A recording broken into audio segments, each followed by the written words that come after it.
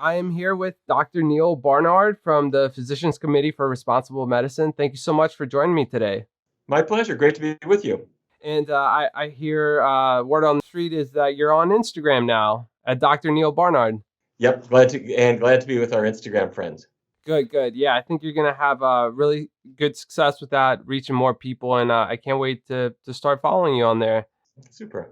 Yeah, Dr. Barnard, so I've been a huge fan of yours for many years and have volunteered at PCRM and have been following your work for a long time. And I tell you what, one of the most surprising things about you is not, it's where you came from. You grew up in Fargo, North Dakota. I hear that you grew up on a dairy farm, if I'm correct. Can you go into that story and kind of explain to people your background and where you came from before all of this had started? Well, we all have to grow up somewhere, and we all make choices in our lives. I grew up in Fargo, as you said, and my dad actually was in the cattle business in his early part of life, and his father and his father, frankly, as far back as I could trace, and his brothers and my cousins and everybody. But I'm very grateful to my dad because he did not like the cattle business and he left it. And so he went to medical school after that. And then he became the diabetes expert for Fargo and for all of eastern North Dakota. And we still ate like we were in the cattle business. And I personally drove cattle to slaughter and hunted and all that kind of stuff, which I now would not do, certainly, and regret. But when my father was a physician, he was the diabetes expert, as I mentioned, and he never once ever came home and said, "I'm setting my bag down. I cured 3 people with diabetes today." It never happened. Diabetes was just something that got gradually worse. And of course, now from our own research, we've discovered that we can make it a two-way street, but to do that depends not on a new medication. It depends on changing your diet because that zeroes in on the cause of the problem. And so my message now is it isn't just diabetes.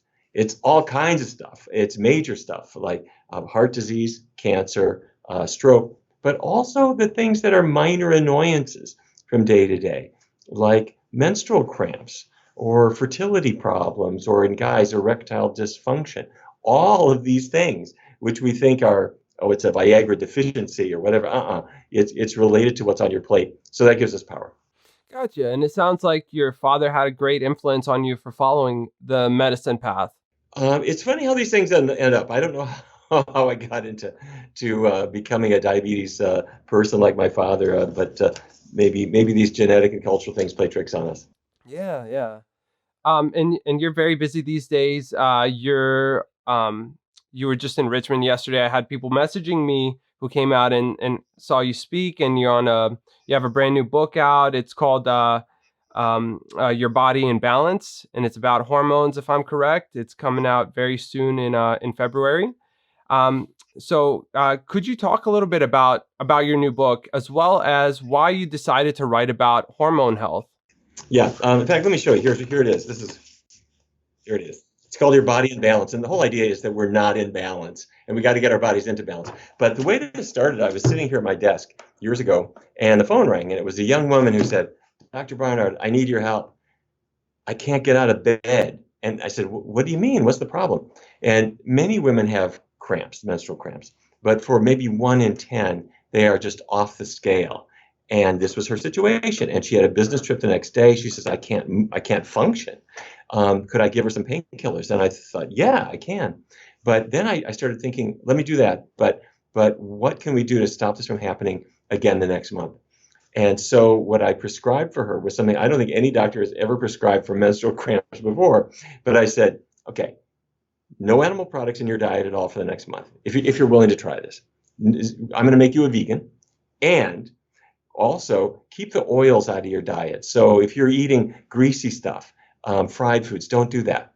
And I can tell you why I suggested that. But anyway, she called me back a month later and she said, "Dr. Brown, you won't believe this. I got my period, no symptoms at all, no pain, nothing." And then the month after that, same story. The month after that, same story. But then if she would violate the diet, so to speak, with more greasy food or whatever, her pain would come back.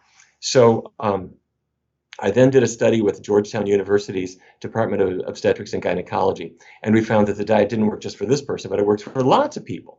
And it's not just cramps, but it's also PMS, bloating, and feeling like you're not yourself. These things improve. Now, for some women, they improve a little. For some women, they improve a lot, or just go away. But nobody knows about it. How many women are at the pharmacy counter looking for painkillers and hormonal treatments and so forth, never knowing that this can help? And then for guys, I cannot tell you how many times a day in the United States and elsewhere in the world, a guy goes into the doctor and he says, "Doc, there's something wrong with my nature." And the doctor says, "What are you thinking about?" And he says, "Well, doc, I can't raise the flag." And eventually the doctor knows he's asking for a Viagra prescription.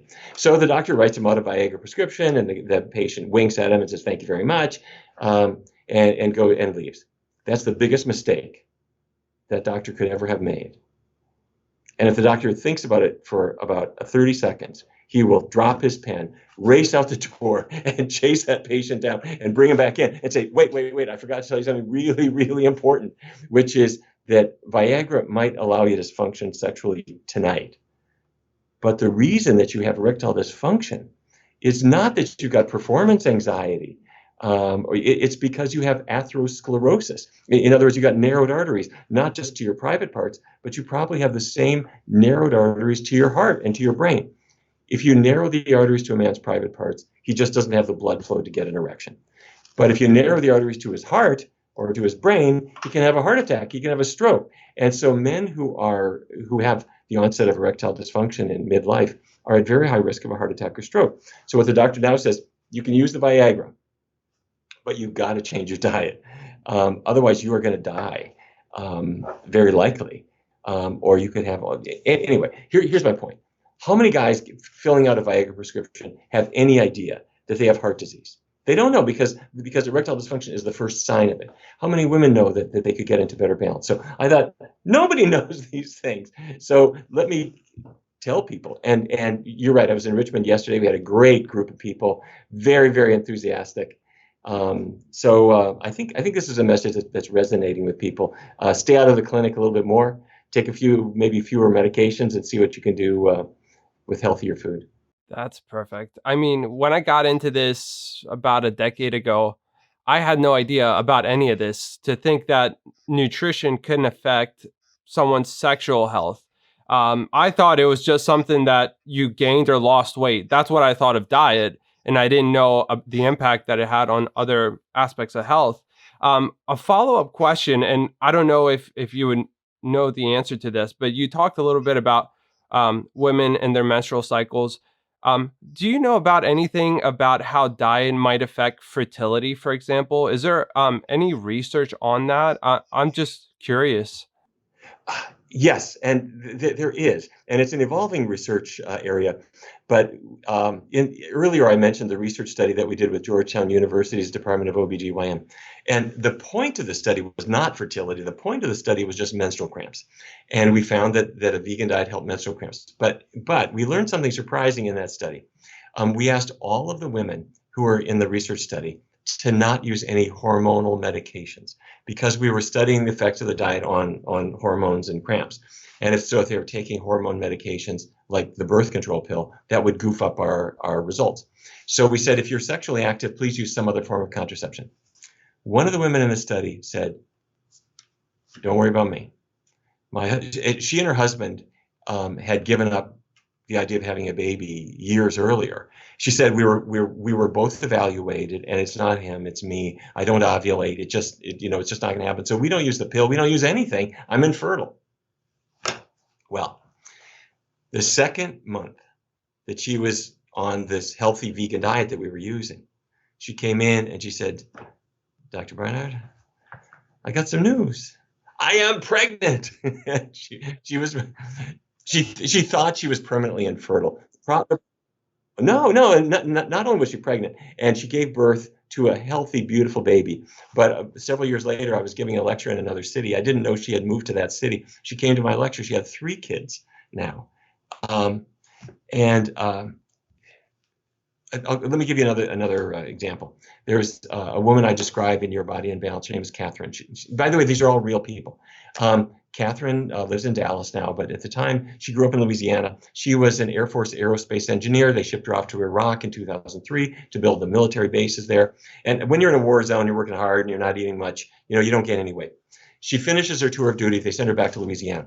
And her friends say, Catherine, what did you miss when you were in Iraq? She said, I got to tell you, you know what I really missed? I missed cheese. I missed mac and cheese. I missed my Louisiana favorites. So she started tucking into all the most unhealthy foods, especially cheese, queso, that kind of stuff. Well, she started gaining weight. Oh, in fact, one of her friends knew that she loved those mac and cheese box dinner things and gave her the ones that college sophomores eat. They gave her an entire case of them. It's 48 boxes, and she ate them for 48 days straight. Anyway, so Catherine gained weight, but as time went on, she didn't just gain weight. She started to get pain in her abdomen, and she noticed it was getting worse and it was getting worse. And then it would especially well up when around the time of her period, and then it would relax a little bit, but never be really gone, and then it would come back again. Anyway, so she saw lots of doctors, and to make a long story short, a doctor did a laparoscopy, which is you make an incision below the belly button and you look inside to see. And the doctor said, well, your problem is you have endometriosis. Endometriosis is, for many women, an extraordinarily painful condition where cells that are supposed to line the uterus sneak out. They sneak through the fallopian tubes and they implant all around the abdomen. They implant on the intestinal tract. They can implant on the ovaries and on the fallopian tubes. They often cause infertility and terrible pain. And this is what she had. So no medical treatments were working for her. Painkillers didn't work. Hormonal treatments didn't work. So the doctor said, well, you ought to just have a hysterectomy. You're infertile anyway, probably. Just do this. And she didn't want to have a hysterectomy because she and her husband hadn't raised their family yet, but she couldn't live like this. So she says, all right. So she scheduled the hysterectomy, and it was going to be in about 6 weeks. Before she could have it, a friend said, wait a minute, wait. Go see a nutritionist and see if there's something about your diet. She went on a completely vegan diet, exactly what we recommend. No animal products. She kept the oils very low, and she started noticing her pain would diminish. And it went down and down and down. 6 weeks arrived, and it was the day for her surgery. So she dutifully went in, and the doctor opened her up and looked inside. And then the doctor closed her up and sent her to the recovery room. And when she woke up from anesthesia, the doctor said, Catherine, I didn't do it. I didn't do the hysterectomy. She says, what do you mean? He said, your endometriosis is effectively gone. And so her mother is there, and her mother chimes in. She's been vegan. She went on this healthy diet. Wow. And the doctor said, no. There's no way that diet, it doesn't cause endometriosis. And there's no way that a plant-based diet or any other diet is going to make it go away. The only possible explanation is this is a miracle. So she didn't have the hysterectomy. And she thought she was infertile. She was not infertile. She's got 3 kids now. They're all healthy. So, by the way, what I've kind of left out of the story is why this works. So, can I say a word about that? Absolutely. Yes, please. Okay, because it's not really magic. What happens is a woman has estrogens, female sex hormones, that determine her sexual cycle. Men have traces of estrogens too, and they have more testosterone. Women have a little bit of testosterone, but a lot of estrogen. If you have estrogen out of balance, you got too much, or it's on a big roller coaster, you don't ovulate normally, and you get terrible pain. And the reason that too much estrogen will cause cramps is that every month the lining of the uterus, called the endometrium, thickens up in the course of the month in anticipation of a blessed event. And at the end of the month, that thickened lining disintegrates in menstrual flow. And when it does, it causes crampy pain. But the more estrogen you've got in the blood, the more thickening you have of that endometrial lining, the more pain you're going to have at the end of the month. And also that same estrogen encourages the endometriosis to occur and to spread and to grow. So how does the vegan diet help? Well, first of all, it's everything you are eating on a plant-based diet. You're not eating spam. You're not eating Velveeta. You're eating foods from plants. Plants have fiber. And fiber has a way of drawing excess estrogen out of your body. And this will not be on the test, but here's what happens. Your liver filters excess estrogen out of your blood, and it sends it through the bile duct into the intestines. And so the estrogen goes into the intestinal tract, and it literally flushes, you're flushing it away with the waste. So if you have a lot of fiber in your diet, it can carry that estrogen out, and that's good. But let's say people are making the mistake of having a meaty diet, cheesy diet, yogurt, milk, salmon, all that stuff. These are not plants. They don't have fiber. So you don't have enough fiber in your digestive tract. You end up reabsorbing the estrogens back into your blood, and it circulates around and around and around, causing infertility and pain and all kinds of other problems. And the same kind of thing can happen with men as well. And one last thing. If you're on a vegan diet, you are not eating one speck of cheese. Now, Americans love cheese. They eat 35 pounds of it a year. But cheese does not love them back. Cheese has hormones in it. It's got estrogens in it that came from the cow. And if a man consumes this, his sperm count in some research studies has been shown to be lower. And if women consume this, the estrogens affect their health in a variety of ways too. So in a nutshell, building your diet on plants gets your body back in balance. Wow, that is amazing. I'm speechless. Like, this is all brand new info to me, and the more I learn about nutrition, the more I find out the possibilities just keep expanding on what we're learning about and what the impact diet can have on the human body. It's truly amazing, and I love that.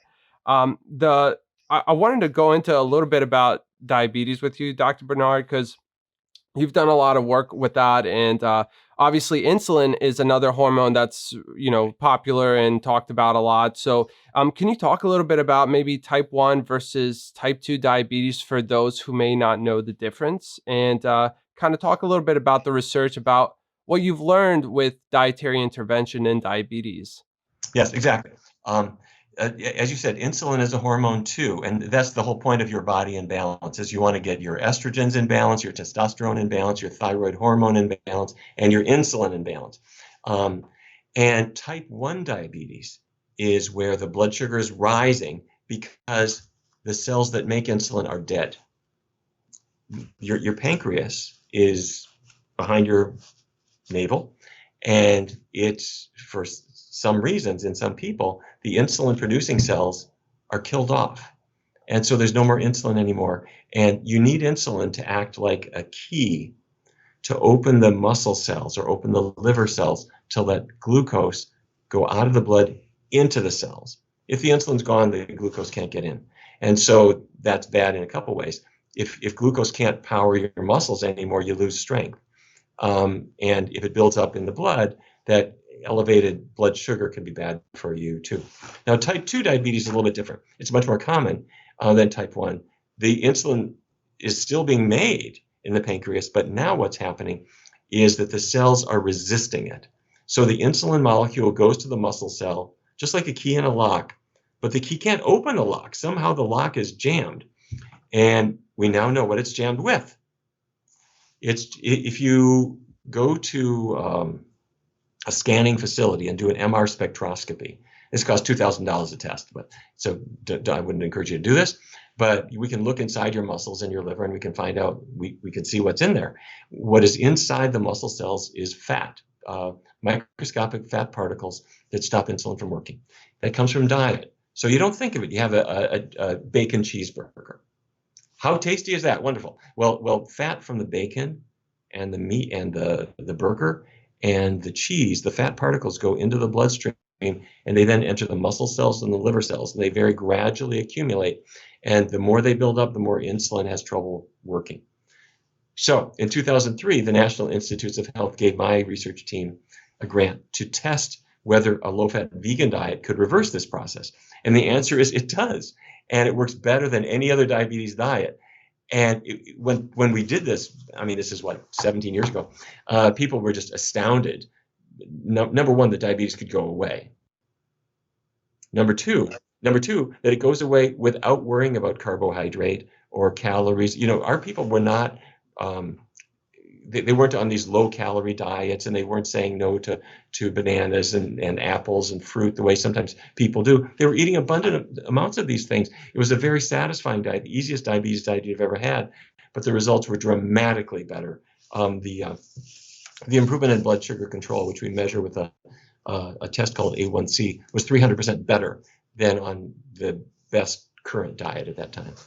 So it's a good way to go. And I have a whole diabetes chapter in Your Body in Balance. And I really hope that people will share that with others who are, frankly, struggling with diabetes. When diabetes is out of control, it affects your eyes, your kidneys, your extremities. It subtracts more than 10 years off of your life on average. And we now know how to get this back into balance far better than we ever could have before. Yeah, I mean, I remember when I was growing up, I was seeing my grandfather struggle with diabetes. He would stick his finger every day, measure his blood sugar while scraping the rice and the other healthy starches off his plate, and would eat just the meat and that sort of stuff. And that's a general concept. Most people are thinking that way. Oh, I'm going to toss the bun off my burger, but I'll eat the burger and the cheese and I'll be fine. Which is it's so sad, and to see people not eat fruit because of that. And do you feel, Dr. Barnard, the whole misconception about avoiding carbohydrates, is that just because of the symptoms like the medical profession would see when people would eat carbs and their blood sugar would rise and stay like that? Yeah, it's an understandable misconception because if let's say a person has the buildup of fat inside their muscle cells and liver cells, they're not aware of that. Their doctor never heard about it. That they didn't realize that. But at that point, if the fat is inside the muscle and liver cells, sugar can't get in. So then you eat some bread and your blood sugar rises. And you eat some rice and your blood sugar rises, or you eat an apple and your blood sugar rises. And so people stop eating those. The problem is, what are they doing? They're then eating the meat or the cheese instead, and their blood sugar may not rise so much because there isn't really carbohydrate in those foods. But those foods aggravate the problem and make it worse and worse. And because diabetes leads to heart disease and to kidney disease and to eye diseases, those are the very foods that are going to kill them over the long run. So what we did is we said, forget all of that. Let's go to the cause, which is let's drain the fat out of your cells. So with a vegan diet, there's no animal fat at all. And if you keep oils low, that fat starts to diminish.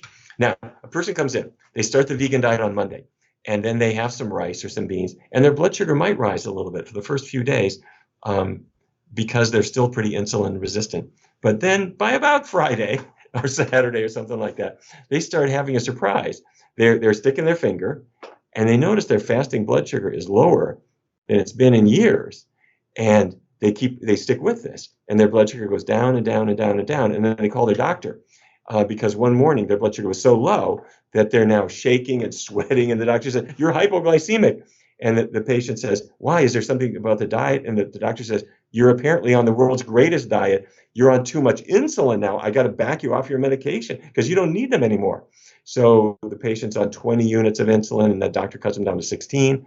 And then a week later, cuts them down to 14 and 12. And eventually, many people get off their medications or reduce their amounts a great deal. So people should work with their doctors, but they should definitely use this approach because we want to target the cause. We don't want to just deal with just the symptom. Yeah, that's crazy. So something that somebody would suffer from for years, maybe their whole life, like in about a week or 2 weeks, you're telling me they could be off their meds and on a healthy lifestyle. Well, I didn't mean to say you're going to be off all medications in 2 weeks. What I meant to say is that the process begins that fast. And it varies. For different people, it's different. For some, it takes maybe 3 or 4 days before they start seeing their blood sugar drop. For some, maybe a little bit longer, but for many, right away on the first day, they'll start seeing their blood sugar improving first day or two. But you stick with it. For many people, I mean, it took them a while to get there. And so it will take them a while to... We have patients who have 100 pounds that they need to lose. They will start improving and they'll start losing weight right away. But I encourage people to take it slow. If you lose a pound a week, that's fine by me. You lose 50 pounds, 52 pounds a year, great. You don't have to push it, but let it happen gradually. But I want to say a word of encouragement. There is never a time when it's too late. We did a study in people who had long-standing diabetes. to the point where it was causing neuropathy. That's pain in your feet, like pins and needles or stabbing pains. For some people with neuropathy, it's so bad they can't lie down in bed and have the sheets touch their feet. It's just excruciating. And along with it, you get depressed. You feel like, I'm not living. I mean, you just don't see a light at the end of the tunnel with that, and there isn't one. So we did a study on people who had late-stage diabetes. They all had painful neuropathy. And we brought them in and we did the same dietary intervention. We started seeing neuropathy improving, which people hadn't expected.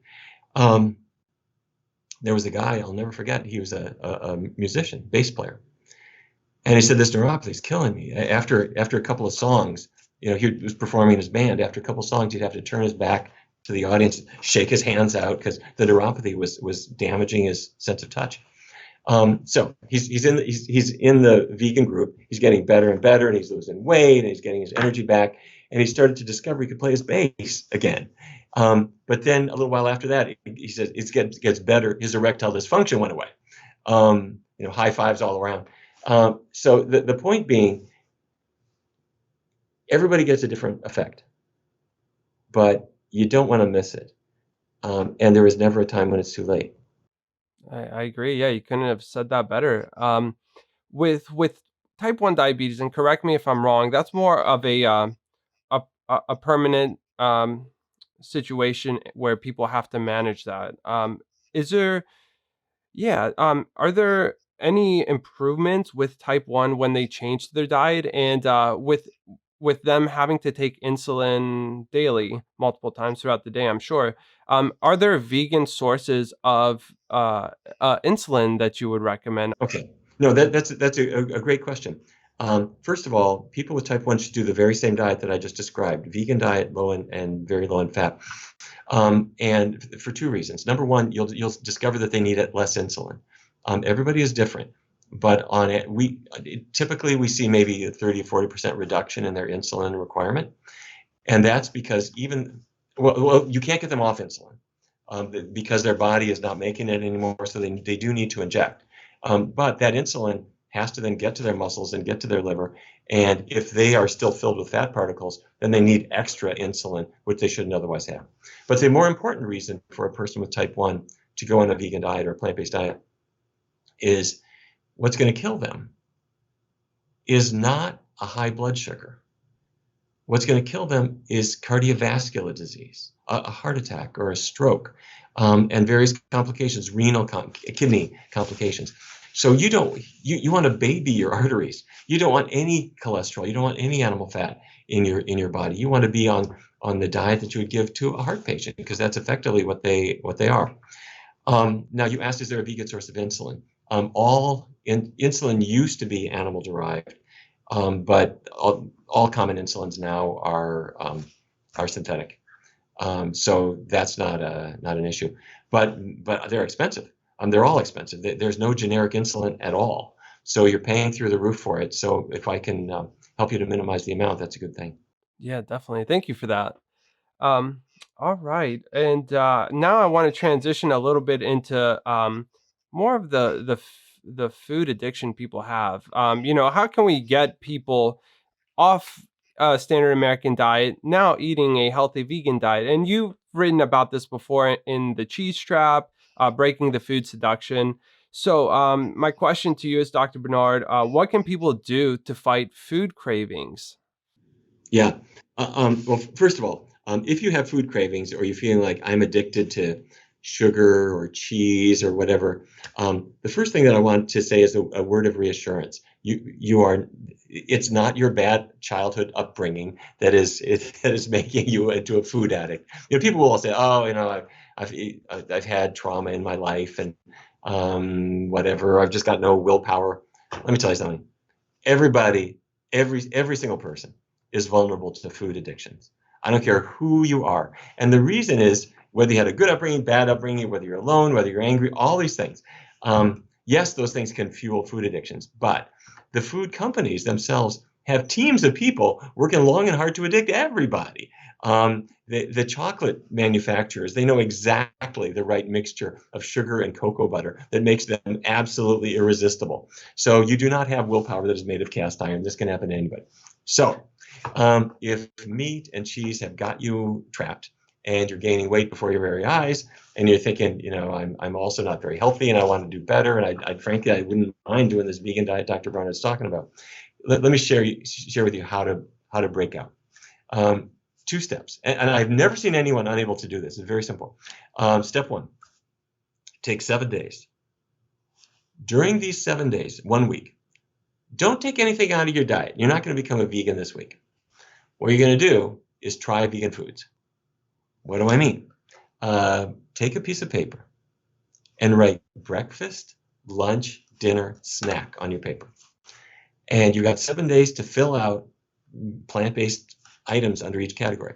So for breakfast, okay, let's see, oatmeal, but let me flavor it up with some cinnamon and raisins, make it good.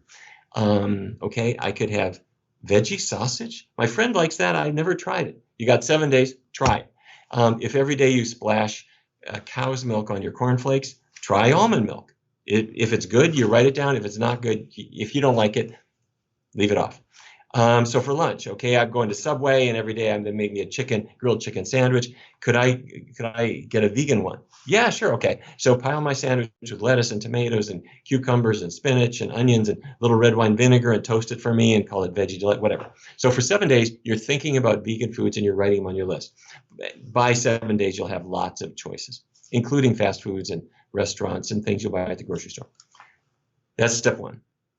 Step 2, take 3 weeks, 21 days. Now you're going to go all vegan for 21 days, no animal products at all. But that's going to be easy because it's only 21 days, 3 weeks. You can do anything for 3 weeks. Plus, you already pre-tested all the foods. So you've got breakfast that you like, and you've got lunches and dinners and even things at fast foods that you like because you figured them out in the first step. And 2 things will have happened by the end of 3 weeks. Physically, you're healthier. You've lost weight and your energy's better and your digestion is finally sorting itself out. And if you've got diabetes, your blood sugar is getting better. But the other thing is that your tastes are changing. If you really did this right, you discover that the things you couldn't live without just don't call your name that much anymore. And during this time, I would suggest not worrying too much about sugar or salt or those kinds of things. That's more for extra credit if you want to deal with that later. If you have a soda every day, that's something you can break up with maybe afterward. But what you'll find is that the transition is a lot easier than, say, quitting smoking or other things that are more challenging for people. Yeah, perfect. That sounds very feasible. You take a little some time to try out some things. Once you got a game plan, you go for it. But I can tell you, Dr. Barnard, I think vegans can still get in trouble too when they transition over, give up all meat and dairy and eggs. Then they might get into like chocolate. And I'll tell you, for me, like I'm fairly disciplined, but I'm still human. I crave like potato chips or something salty every now and then. What can people do who have transitioned over to a vegan diet but want to stay out of trouble and kind of away from those unhealthy foods? Sure. First of all, I should say that it's not true that a person who is on a really super healthy meat diet and then they become vegan and they suddenly become a junkaholic. That's not what happens. If you like potato chips now as a vegan, the truth is you liked them before you were vegan too. It's just that we discover that there's other things that don't love us back, in addition to the problems with meat and cheese and so forth. So, well, first of all, you've done a great thing. If a person gets the animal products off their diet, that's fantastic. That's going to help you enormously. But then just as exactly what you're saying is you're discovering, wait a minute, maybe there's some other changes I'd like to make too. Potato chips. Your average kid thinks potato chips are fine. Most people don't think twice about them, but you're thinking, wait a minute, what is it? It's an innocent potato now soaked in grease and covered with salt. Maybe I can do better. What I suggest that a person does is size up which foods you want to get rid of. And you'll discover that it's easier to actually set up a rule and just not have it rather than tease yourself. Here's what I mean. Some people say moderation in all things. And I'm a child of the 1960s where we didn't want to have any kind of rules about anything. We didn't want to be told what to do. I have discovered that there are times where rules are actually good. And if you think that there's something that's causing you a problem, it's better to just not have it at all than to tease yourself with it. To give you a couple of examples, if a person's a smoker, and they say, I am just so hooked. I would really like to quit. They don't do very well if they cut down and have just a cigarette a day. They end up right back to a pack. But if they just don't have it and they just bite their lip, after about a month, they got power they wouldn't otherwise have. Putting a wall between you and the bad thing is important. Or somebody where alcohol's gotten the better of them, and they're having trouble with their job and everything like that. That's a person who's not going to be a very good social drinker. They're often just better saying, like, let me not have that. Now, barbecue potato chips are not in the same category as those things, but it's kind of the same dynamic, where if you're thinking, I'd like to knock off a few pounds, and maybe these greasy chips are getting in my way, or whatever or my blood pressure is high, let me get rid of the salt. Fine. If that's your goal, fair enough. So you might just decide, okay, for this month, I'm just not going to have them. And at the end of that month, your tastes are turned way down. Now, the devil is always waiting around the corner. So cravings can light up again. But if you try this approach, typically the volume is way turned down. Yeah, that's so true because like you said with cigarettes, it doesn't really work when you have a little bit. You have to go all in. And I would imagine that the benefits of, say, a smoker, for example, breathing better, feeling better, that outweighs, wanting to go for a cigarette. And I'm sure it's the same Yes. thing with diet. And if you goof up, forgive yourself. I mean, there was frankly never a smoker who succeeded at quitting the first go round. And let me tell you a secret. I was a smoker myself. Back in the 1980s, when I was a resident at the George Washington University Hospital, our hospital sold cigarettes in the gift shop, and I bought them. And my head of surgery would buy Marlboros, and I was buying Merit menthols, and we would light up going to the doctor's lounge. This is not good. I know we weren't stupid.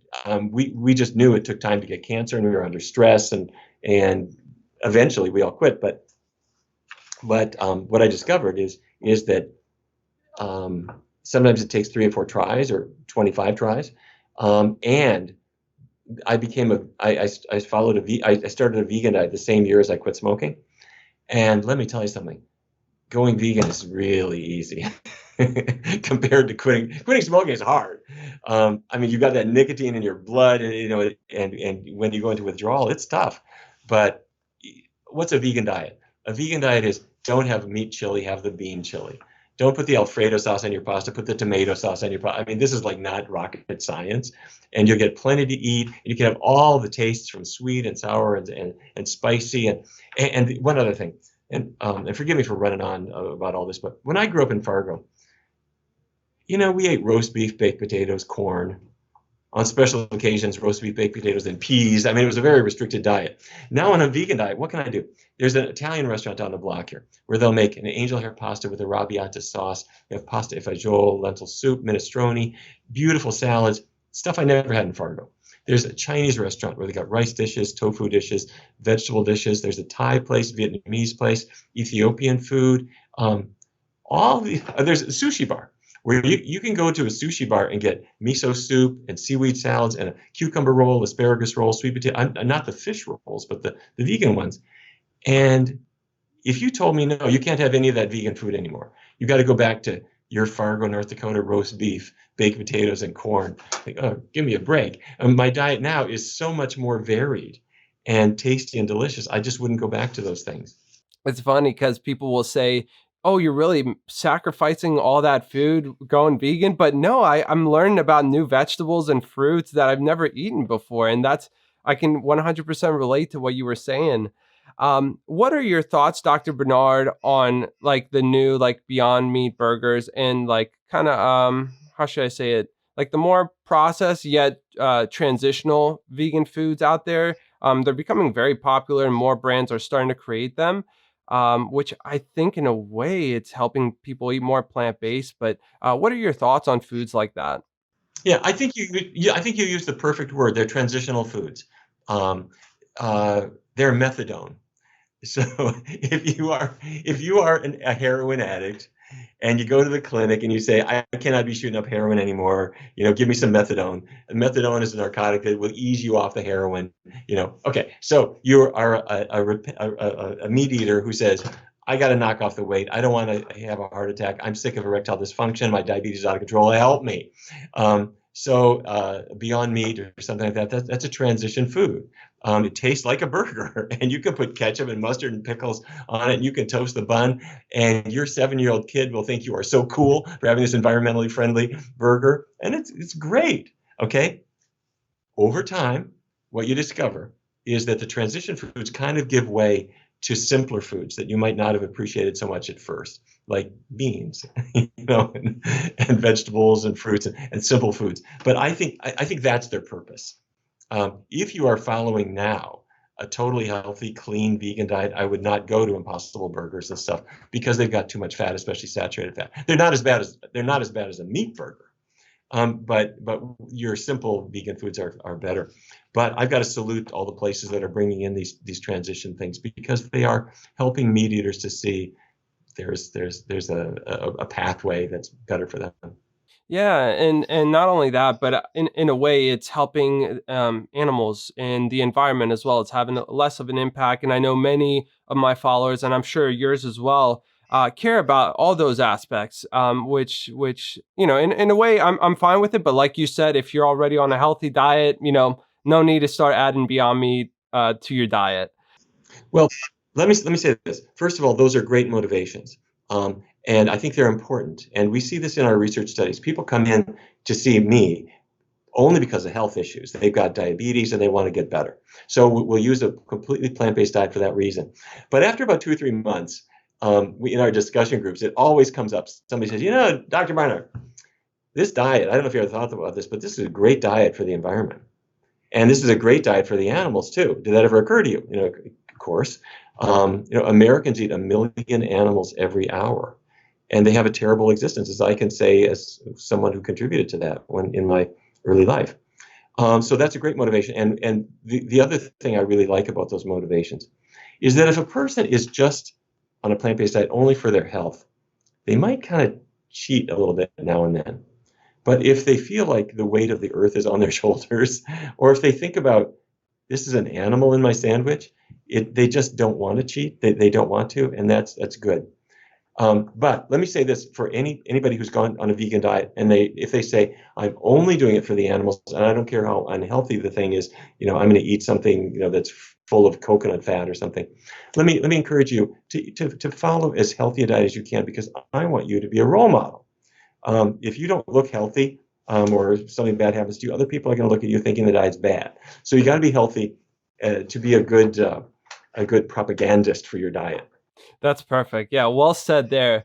Dr. Barnard, maybe let me ask you a little bit of a personal question. This is something that I get as a nutritionist. I'm a nutritionist, and sometimes, people will claim that my bias for, wanting to not harm animals, kind of conflicts with my recommendations as to why I promote a plant-based diet. Do you ever personally get that, or any of your, medical staff, and how do you deal with that? It's very straightforward. This happened with tobacco a generation ago. There were people who were concerned personally about tobacco, and some of them were tobacco researchers, and they were convinced that tobacco was deadly, and they quit smoking. And then so some other researchers would say, well, you're biased. When you're doing your research studies, you're a non-smoker, and so how are you going to be fair in this? And what they had to say is, wait a minute, my bias is I'd love to light up a cigarette right now, but my head tells me that it's not a good idea. And so I'm going to do this research as well as I possibly can. My bias is I grew up with a plant-based, with a meat-based diet. My mom gave it to me. My dad raised cattle. I drove cattle myself to East St. Louis, and all my family was involved in it. They made money doing that.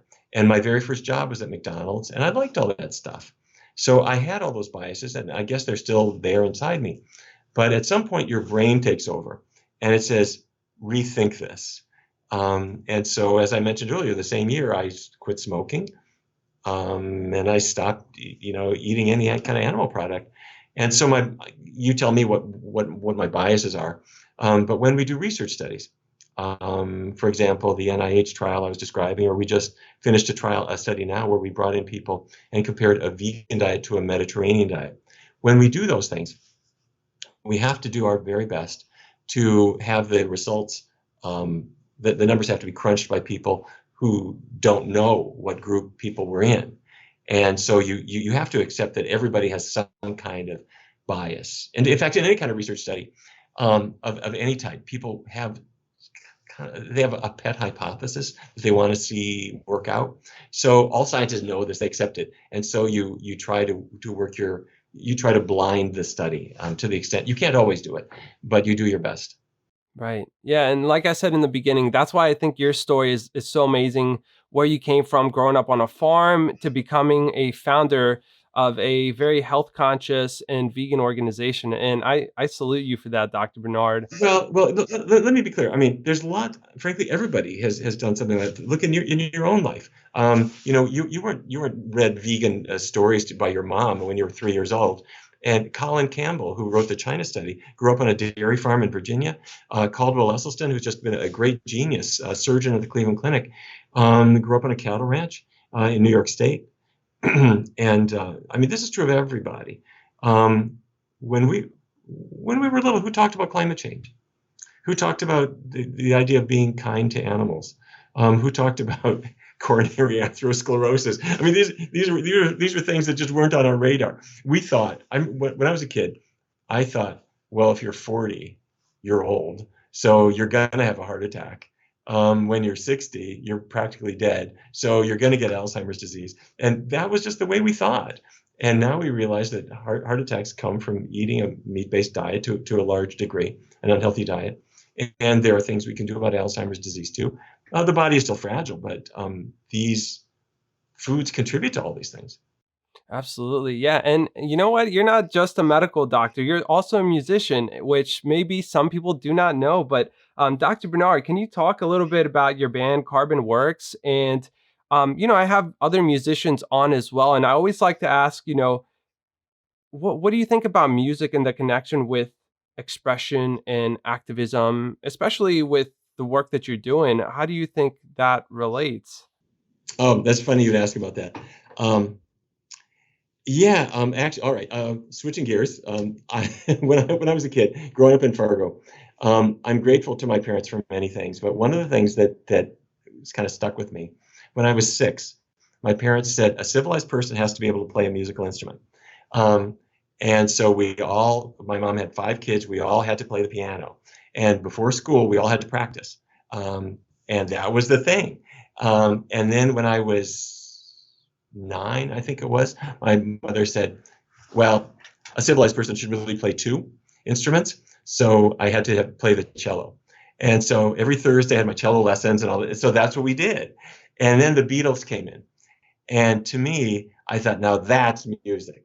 To heck with you, Beethoven. Paul McCartney's my guy. And so I took up the guitar. And that's the way it was. And when I was in medical school and I've always played in bands and I've always written music and stuff. Now, for better or worse, there's a lot of problems that need to be addressed in this world. And so that's what I'm focusing on. But if I do have a couple seconds of free time, I to this day love writing and recording. And in fact, I've got some new material coming out very soon that I think is very cool. But anyhow, Carbonworks, the name comes from the fact that we are carbon. And these are our works. And so I was there's a jazz club here in DC called Blues Alley, and there's a guitarist named Chris Thomas King who came through, and he's kind of the heir apparent to B.B. King and B.B. King, Freddie King, that kind of music, the blues legacy, and he just knocked me out. And after his performance, I grabbed him and I said, man, I said, what are you doing this weekend? And he was a really nice guy. And we went into the studio 2 days later and we started recording this really off the wall stuff. And then one day I was jogging and I was listening to a European radio station. I heard this most beautiful voice ever. And it was a woman named Naif, Naif, which is French for naive. And so I got a hold of her and it turned out she's Italian. And she came to the US and we started recording. And so anyway, I put together this band of just, in my view, the best musicians you have ever heard. And so we put out an album. Our last album was in 2016. And you'll see, if you go on YouTube, you'll see we got lots and lots of videos there. And we have a whole bunch of new ones that are going to come out. It takes me forever to finish a record because I'm too busy with other things, but I hope people like it. Totally. Yeah, I've heard your stuff. I love it. I mean, I'm a guitar player myself, and music has always been a big part of my life and connecting with certain messages. And I think it's so cool that you guys are promoting the very similar work that you're doing at PCRM with advocacy, and you're translating that into music. I think that's awesome. And do you guys ever play live? I'm just curious. Can people go out and watch you at shows? Probably never. Frank, I would love that. When I was in medical school, I was I was a good medical student. I mean, I concentrated, but at night I would be at the clubs playing, and I got to say, it's like eternal adolescence. It's so fun, but I have to say, now at night I am doing the work that we're doing during the day most of the time. So I'm not doing too much of that. But we do get together and we record these things, and I hope what you said is true. Some of my music is just music, but some of it, if I can't reach you in your brain, maybe I can reach you in your heart a little bit. There's a song that you'll see on YouTube called Samurai. And I don't know if you saw it, but there's a little girl. She's the sweetest little girl. She's lying in bed and she's dreaming. And she dreams that there's this rock band that has come into her bedroom. And the guitarist, who's me, gives her her magical sword. And she becomes a samurai who has decided she is going to save her animal friends. And it's a cute story. But the other thing of it is, this song is a real rocker of a song. It's in a very difficult time signature. It's in 15/8 time, so it's almost impossible to play. But when you put this cute little samurai girl with this raucous music, it fit together so nicely.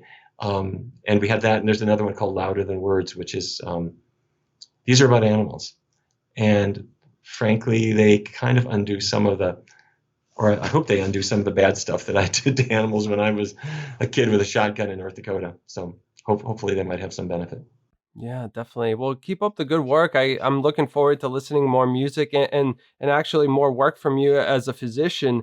To wrap this up, Dr. Barnard, where can people go to connect with you and find out more about what you do? Well, thank you for asking. We're all over social media. Our website is PCRM.org. That's Physicians Committee for Responsible Medicine, PCRM.org. Oh, by the way, go there because look for this. You'll see this image. This is the book that I was mentioning earlier, Your Body in Balance. But when you click on that, you will see that there is a tour. I am going out on the road starting February 4th, I think it is. I'm going to New York, Baltimore, DC, and then all around the country. And I would love it if people join me.